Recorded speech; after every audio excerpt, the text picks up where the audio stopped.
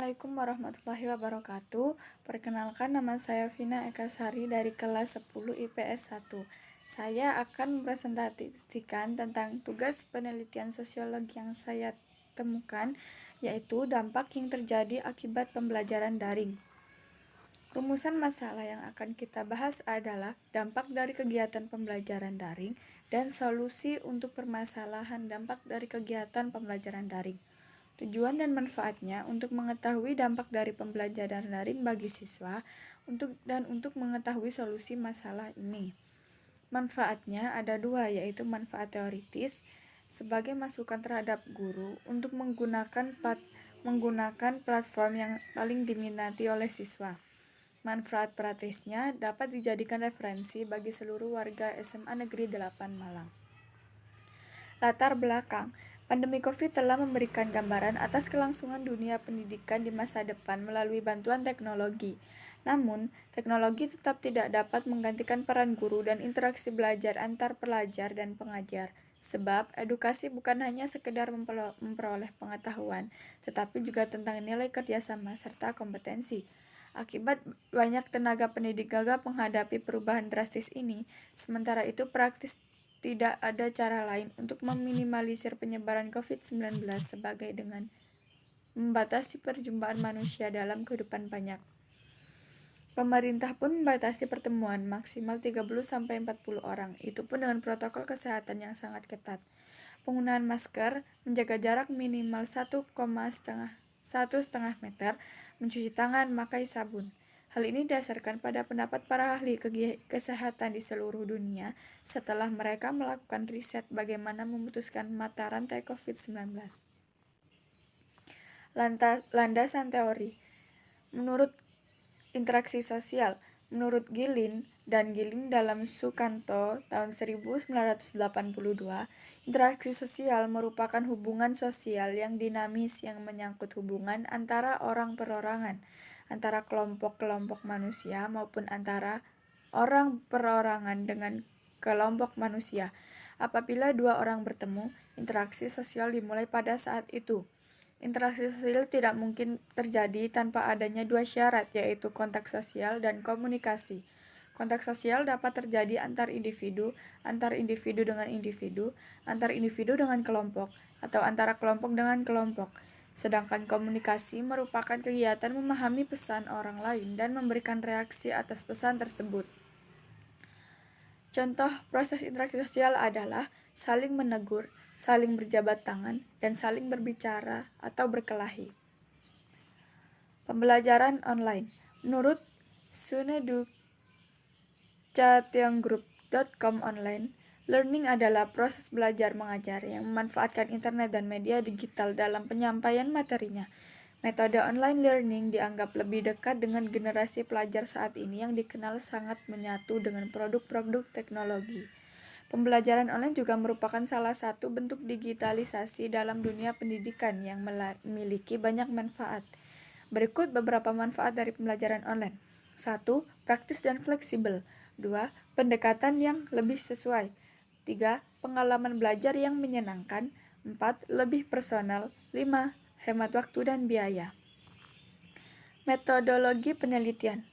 Desain penelitian. Penelitian ini menggunakan pendekatan kuantitatif yang bersifat pengaruh berganda, yaitu dengan mengetahui adanya pengaruh dari dua variabel independen terhadap satu variabel dependen. Subjek dalam penelitian ini adalah siswa-siswi SMA Negeri 8 Malang, lebih tepatnya kelas 10.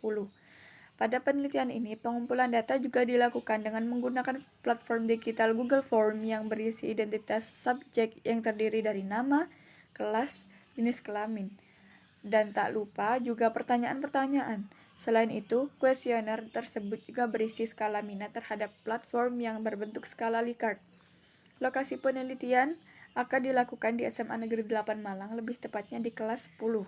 Waktu penelitian akan dilakukan setidaknya pada bulan Maret ini. Desain penelitian dengan pendekatan kuantitatif memberikan keuntungan pada kecepatan pengumpulan data. Hal ini dimanfaatkan penelitian agar dapat berfokus melaksanakannya dalam waktu yang seefisien mungkin. Populasi dan sampel. Populasi adalah wilayah generalisasi yang terdiri dari objek atau subjek yang menjadi kuantitas dan karakteristik tertentu yang ditetapkan oleh peneliti. Populasi menggambarkan berbagai karakteristik subjek penelitian untuk kemudian menentukan pengambilan sampel. Berdasarkan pemahaman tersebut, maka penentuan populasi dalam penelitian ini adalah siswa-siswi kelas 10.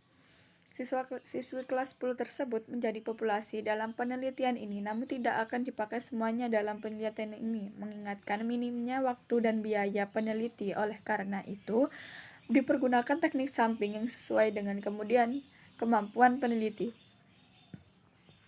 Sampel adalah bagian dari populasi yang diharapkan mampu mewakili populasi dalam penelitian. Dalam penyusunan sampel perlu disusun kerangka sampling, yaitu daftar dari semua unsur sampling dalam populasi sampling. Teknik penelitian ini dimaksudkan agar peneliti lebih mudah dalam pengambilan data. Data tersebut diperbolehkan untuk digunakan sebagai refleksi keadaan populasi secara keseluruhan. Acuan yang dipergunakan dalam penelitian ini adalah dengan memilih 10 orang dari daftar populasi yang diteliti, yakni kelas 10. Teknik pengumpulan data. Penelitian ini menggunakan pendekatan kuantitatif yang bersifat pengaruh berganda, yaitu untuk mengetahui adanya pengaruh dari dua variabel independen terhadap satu variabel dependen. Data dalam penelitian ini dikumpulkan dengan menggunakan Google Form yang digunakan untuk mengumpulkan data minat siswa terhadap platform pembelajaran online. Google Form tersebut berisi identitas subjek yang terdiri dari nama, kelas, dan jenis kelamin, dan pertanyaan-pertanyaan. Karena banyaknya responden dan penelitian ini, maka form yang digunakan adalah angket tertutup, sehingga respondennya hanya memilih jawaban yang telah disediakan. Instrumen penelitian. Instrumen penelitian adalah suatu alat atau fasilitas yang digunakan peneliti dalam mengumpulkan data. Instrumen yang digunakan dalam penelitian ini adalah Google Form. Tujuan dari pembuatan Google Form ini adalah untuk memperoleh informasi yang relevan dengan reliabilitas dan validitas setinggi mungkin serta memperoleh informasi yang relevan. Bentuk item yang digunakan dalam penelitian ini adalah item form tertutup, di mana pertanyaan yang dicantumkan telah disesuaikan oleh peneliti. Alternatif jawaban yang disediakan bergantung pada pemilihan peneliti, sehingga responden hanya bisa memilih jawaban yang mendekati pilihan paling tepat dengan yang dialaminya. Form penelitian tertutup memiliki prinsip yang efektif jika dilihat dengan sudut pandang peneliti, sehingga jawaban responden dapat disesuaikan dengan kebutuhan. Bab 4. Hasil penelitian.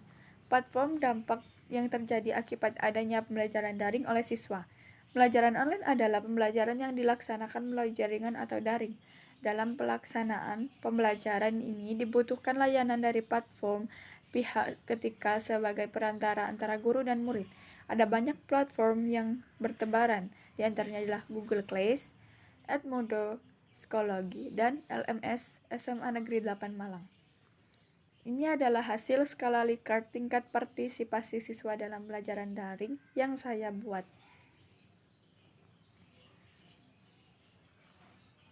Dan ini adalah responden yang mengisi angket yang sudah saya buat.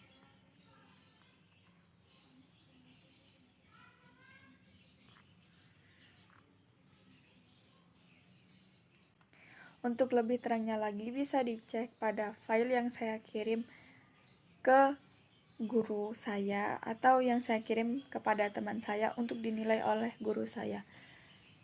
Sekian presentasi dari saya. Mohon maaf bila ada kata-kata yang salah atau kurang berkenan. Wassalamualaikum warahmatullahi wabarakatuh.